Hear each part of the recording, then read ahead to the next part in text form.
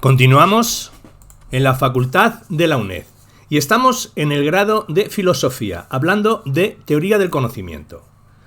Vamos a abordar el último tema, el tema 8, que es el planteamiento trascendental de Kant. Hagamos una introducción. El concepto de trascendental, para entender adecuadamente la aportación de Kant y después de él la de los filósofos idealistas, al tratamiento del problema del conocimiento es preciso empezar por comprender qué quieren decir con el calificativo de trascendental. Este término alude a los elementos o principios a priori del conocimiento, los cuales, siendo anteriores e independientes de este, le proporcionan un fundamento objetivo. Descartes había iniciado la actitud crítica propia de la modernidad, que consiste en exigir fundamentar todo conocimiento partiendo del yo pienso como primera verdad indudable. Kant objetará a Descartes que este yo es un sujeto sustancial, el alma espiritual y pensante de cada uno, que no puede fundamentar un conocimiento objetivo con validez universal para todos. Por eso Descartes necesita creer que la veracidad de Dios constituye el último fundamento de la validez universal del conocimiento.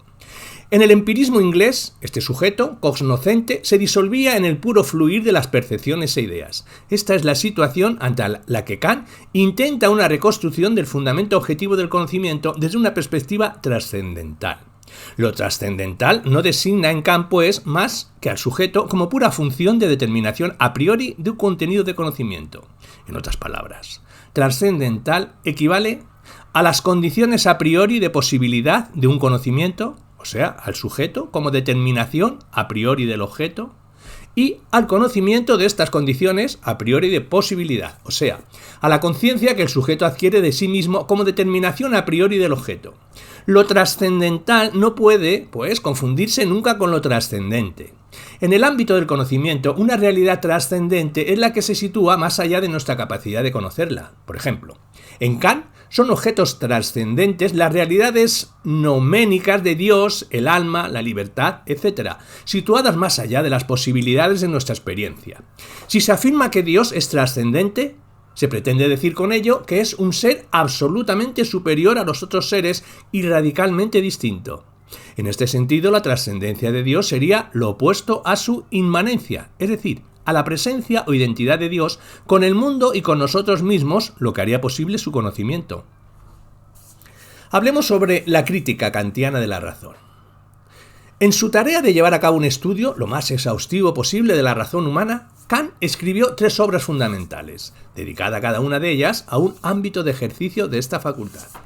Estas 3 obras son: la crítica de la razón pura, la crítica de la razón práctica y la crítica del juicio.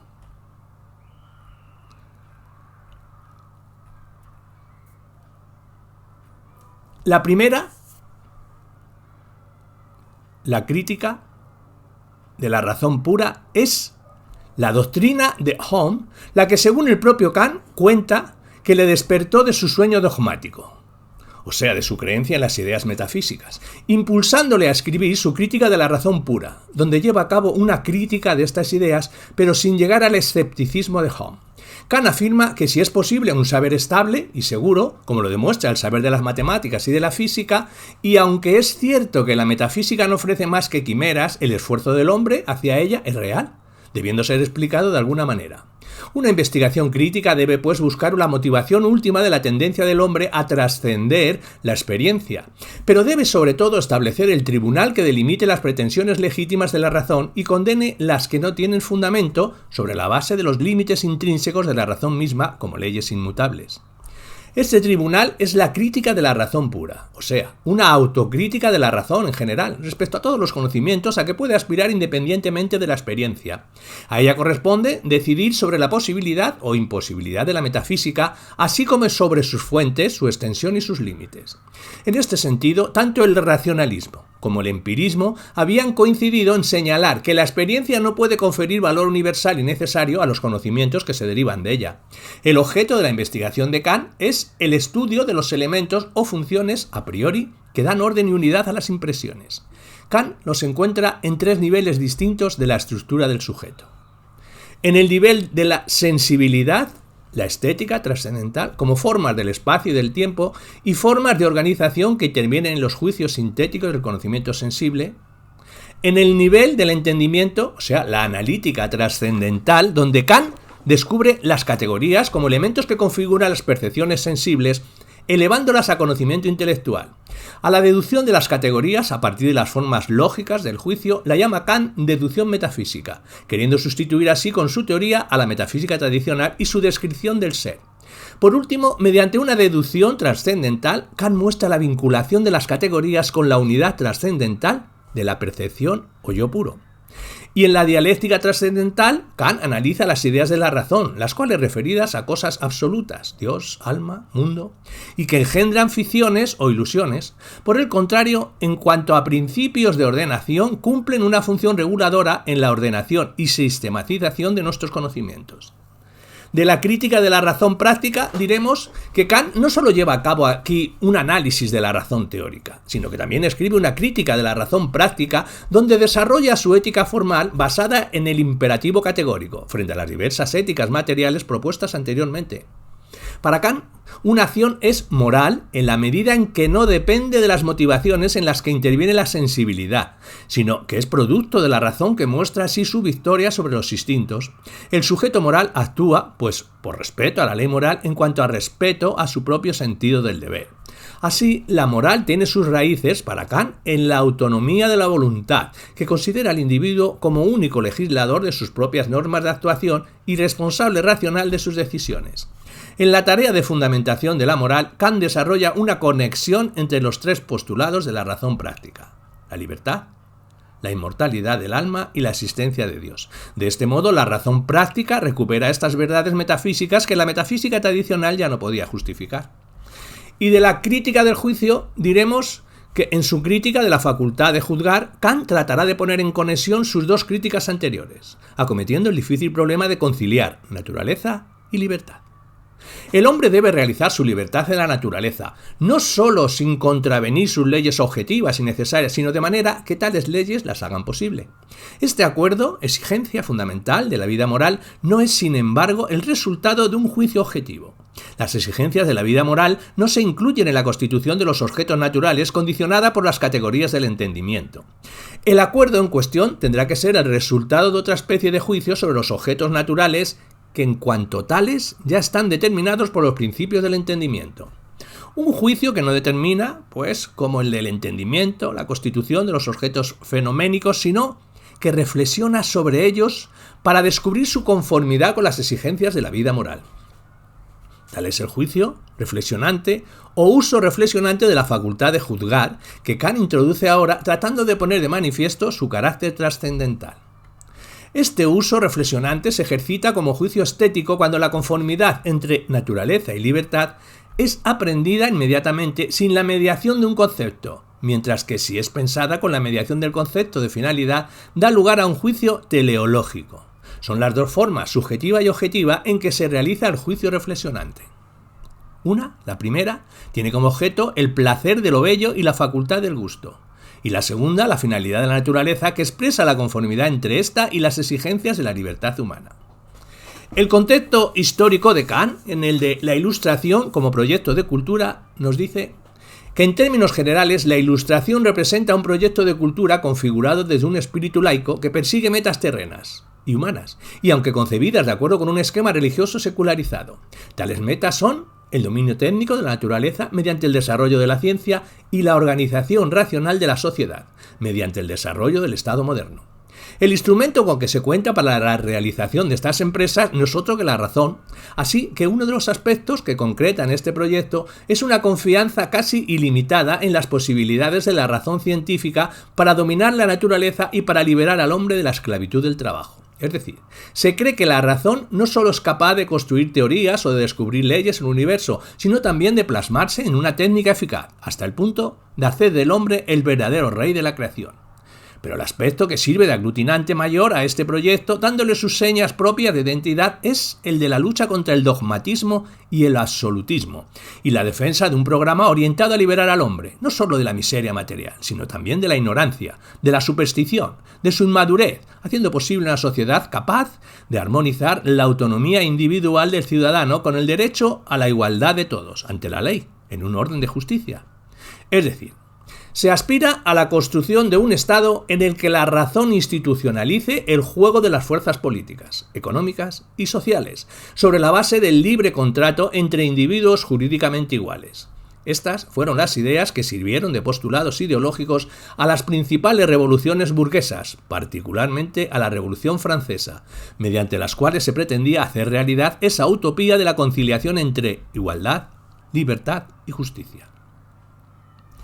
La triple crítica kantiana de la razón sienta los fundamentos propedéuticos de una metafísica racional. Esta es posible en cuanto que asegura el conocimiento objetivo de las cosas en sus fenómenos, en cuanto que sirve de base a una fe racional en la moral y su condicionamiento, y en cuanto que nos permite una interpretación analógica de la naturaleza en la finalidad.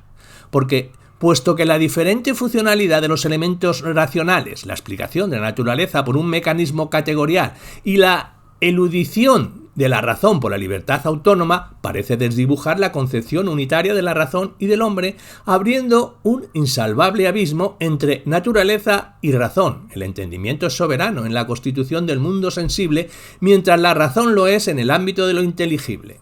A la crítica del juicio corresponde la misión de reconciliar ambos mundos.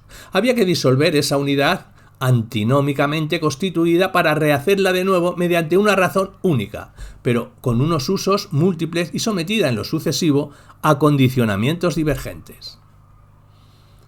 El pensamiento kantiano anterior a la crítica de la razón pura.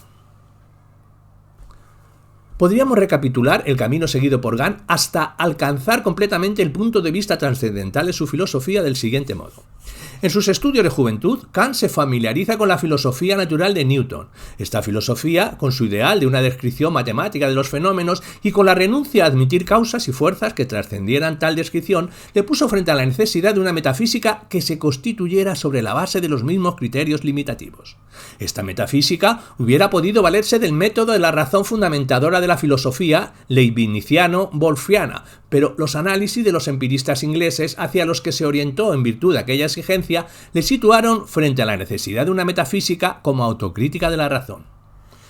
De la conjunción del empirismo inglés e iluminismo wolffiano, diremos que esta orientación crítica de la filosofía de Kant se va determinando a través de la influencia, cada vez más decisiva, del empirismo inglés, influencia esta que se inserta en la corriente que constituye la estructura fundamental de la filosofía kantiana, el iluminismo wolffiano. El ideal racionalista del iluminismo se concreta en la obra de Wolff y de sus seguidores alemanes en el método de la razón fundamentadora, la cual procede mostrando a cada paso el fundamento de sus conceptos en su posibilidad. La coincidencia de fundamento y posibilidad es la característica de este método. Se da por fundado o justificado un concepto cuando se puede demostrar su posibilidad, es decir, la falta en él de contradicciones internas. En buena medida, este método es deudor de la elaboración leibniziana del principio de razón suficiente, el cual en la filosofía de Wolff es asimilable a la noción de causa, razón lógica y causa ontológica, pues son conceptos intercambiables. En esto precisamente va a comenzar el desacuerdo de Kant respecto a este planteamiento, pues no basta a la posibilidad para ser de tal manera formabilidad de no ser contradictoria lógicamente, sino que si ha de ser realmente algo posible necesitará de la existencia. Y la existencia, la realidad, no es reductible, piensa Kant, a un simple predicado lógico susceptible de ser pensado. En sus escritos, en torno a 1763 y 65, tales como El único argumento posible para la existencia de Dios, Investigación de los principios de la teología natural y de la moral, o Sueños de un visionario, se nota muy claramente la influencia de la física newtoniana y del empirismo inglés, hasta el punto de que Kant habla ya de la experiencia como auténtico ámbito de cualquier posibilidad real, de modo que el método de la razón fundamentadora no habrá de aplicarse en el simple plano de las abstracciones y las relaciones lógicas, sino en el sólido terreno de la experiencia. Hablemos de la metafísica como ciencia de los límites de la razón.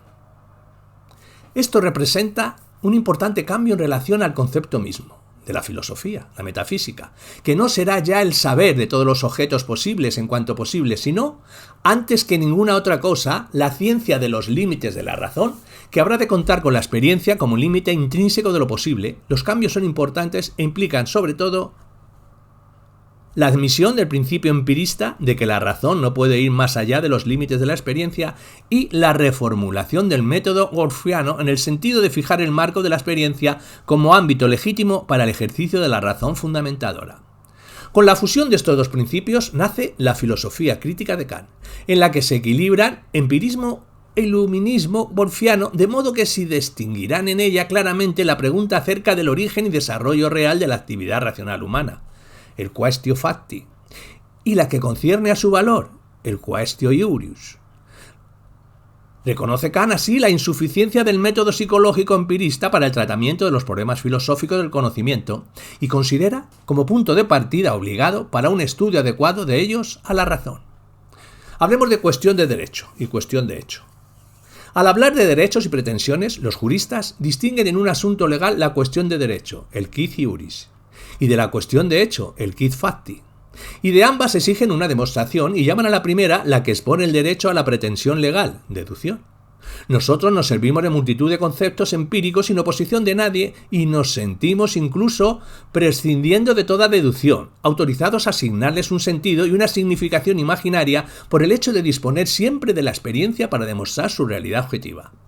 Pero hay también conceptos usurpados, como por ejemplo, felicidad, destino, que a pesar de circular tolerados por casi todo el mundo, a veces caen bajo las exigencias de la cuestión quid iuris. La explicación de la forma, según la cual los conceptos a priori pueden referirse a objetos, la llamó, pues, deducción trascendental de los mismos y la distinguió de la deducción empírica. Esta última muestra la manera de ser adquirido un concepto mediante experiencia y reflexión sobre la experiencia y afecta, por tanto, al hecho por el que ha surgido la posesión del concepto, no a su legitimidad. En cierto modo, Kant deshace en el inicio de su planteamiento crítico un prejuicio muy arraigado hasta entonces que por parte de un saber mal dispuesto, en su afán de abarcarlo todo, a reconocer límites. Kant afirma que el hecho de que la razón reconozca límites y se los autoimponga, lejos de restar valor a su ejercicio y a sus resultados, refuerza y garantiza su seguridad y su validez. El descubrimiento de la experiencia como límite legítimo de nuestro saber no tiene por qué conducir a un fenomenismo escéptico, como sucede en la crítica de Hume, sino que debe valorarse como el modo de justificar el poder y la eficacia de la razón precisamente en virtud de sus límites y de su fundamento.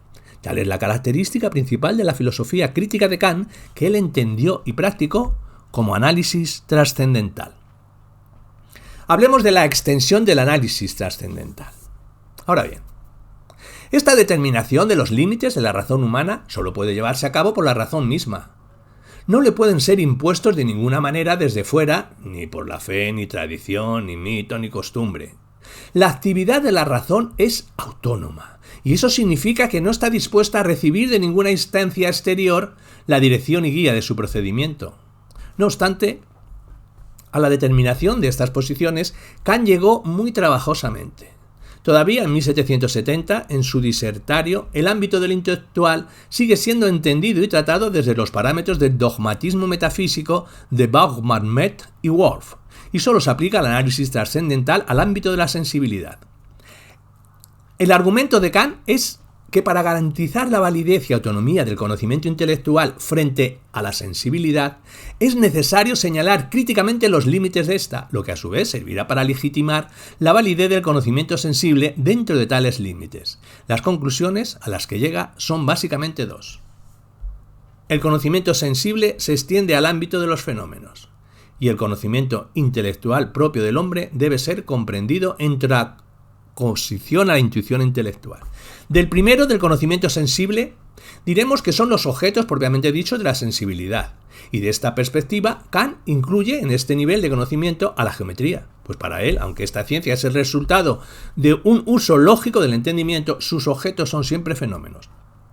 Y del segundo, del conocimiento intelectual propio, que se comprende en contraposición a la intuición intelectual de Dios, creadora de los objetos mismos, Y entre los 10 años que van de la disertorio a la crítica de la razón pura, se convence Kant de que no solo para la sensibilidad, sino también para el conocimiento racional, para la vida moral, para la estética, vale el principio de la filosofía trascendental de que toda facultad o disposición del hombre puede encontrar la garantía de su valor, su fundamento, solo en el reconocimiento explícito de sus mismos límites. El reconocimiento y aceptación del límite se convierte en todos los dominios en la norma que da validez y fundamento a las facultades humanas. Kant renuncia en este punto a salirse de los límites del hombre. Como él mismo reconoce, debe esta renuncia a Hume, que rompió su sueño dogmático, pero al mismo tiempo le alejó también de toda posibilidad de escepticismo. Del conocimiento intelectual e intuición intelectual diremos que cualquier intuición nuestra está limitada en su origen a una cierta forma, tras la cual puede la mente ver algo inmediatamente, esto es, singularmente. No solo, pues, puede concebir por medio de conceptos generales. Pero este principio formal de nuestra intuición, espacio-tiempo, es la condición por la cual algo puede ser objeto de nuestros sentidos. Como condición, ¿qué es? Pues del conocimiento sensible no puede servir de intermediario para la intuición intelectual. Toda la materia de nuestro conocimiento se nos da por los sentidos. El nómeno, o sea, el concepto inteligible, no es concebible como tal por medio de representaciones obtenidas de los sentidos. Carece de todos los datos de la intuición humana y todo lo que no puede ser conocimiento por intuición no puede ser absolutamente pensado y por tanto es imposible para Kant. Hablemos de la crítica de la razón pura. Como resultado de su planteamiento crítico, Hume llega a estas dos conclusiones que definen su escepticismo. El saber humano es todo lo más un saber probable. No es posible al hombre alcanzar, ni siquiera dentro de los límites de la experiencia, la estabilidad y la seguridad de un auténtico saber. Incluso este saber probable falta cuando el hombre desprecia los límites de la experiencia y se aventura por los caminos de la metafísica. Kant opone a estas dos conclusiones dos tesis que vertebran en buena medida el programa de su filosofía crítica para Kant, que son, y dice, no es cierto que carezcamos en términos absolutos de un saber cierto y fiable. Lo tenemos en las matemáticas y en la física. Y por más que la metafísica sea quimérica, el esfuerzo del hombre hacia ella es real. Y si es real, debe ser explicado de alguna manera. Del objetivo de la crítica diremos que la investigación crítica debe buscar el último móvil de la tendencia del hombre a trascender la experiencia. Pero debe sobre todo establecer el tribunal que delimite las pretensiones legítimas de la razón y condene las que no tienen fundamento, sobre la base de los límites intrínsecos de la razón misma como leyes inmutables. Tal tribunal es la crítica de la razón pura. Y de los juicios analíticos y juicios sintéticos, diremos que en su acepción común, el juicio es el acto por el que afirmamos o negamos la existencia o la verdad de algo. Implica la unión de dos términos o de dos proposiciones, así como una decisión por parte del sujeto, y se distingue del razonamiento en que éste es la vinculación de dos o más juicios. En la lógica de Aristóteles encontramos el primer análisis detallado de la naturaleza del juicio y del acto de juzgar. En el juicio, el término que sirve de predicado y el que sirve de sujeto están unidos por la cópula, es, implicando una afirmación o una negación. Para Aristóteles, el juicio es el escalón intermedio entre el concepto y el raciocinio. Kant analiza el dinamismo interno del juicio como actividad del sujeto pensante y en este sentido hace distinción entre juicios analíticos y sintéticos.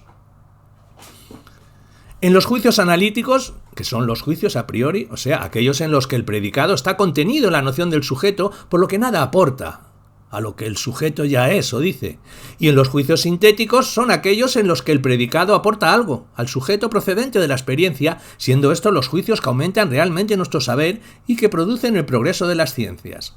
El centro de la atención de Kant lo constituyen en realidad los juicios sintéticos a priori, que son los enunciados auténticamente científicos de los que queda excluida la metafísica.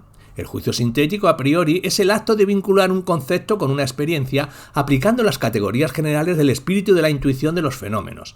Pero en Kant el juicio designa también la capacidad de pensar algo individual o particular en el seno del universal. Ello implica un determinado uso de la hipótesis de la finalidad. Si esta es entendida como finalidad sin fin, tenemos el juicio estético. Si es entendida como finalidad simplemente, tenemos el juicio teleológico.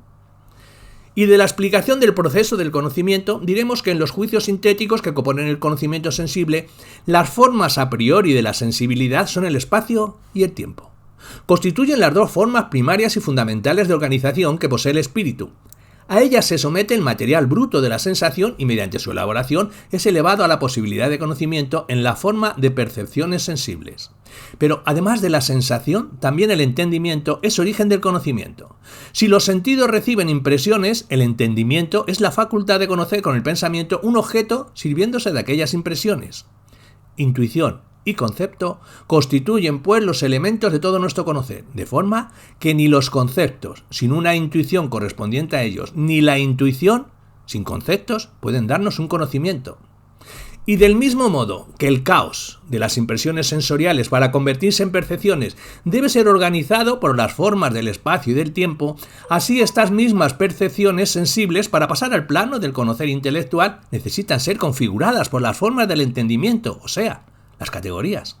Estas formas del pensar a priori son producidas espontáneamente por el entendimiento y pueden ser detectadas mediante el análisis de la facultad de conocer, que muestra cómo todas ellas se insertan en un tronco común, original, que es la unidad del yo, primero y supremo principio de síntesis. El resultado de estos dos procesos de síntesis en el nivel de la percepción y en el nivel del entendimiento es la objetividad, que se basa en la regularidad de las formas subjetivas del pensar.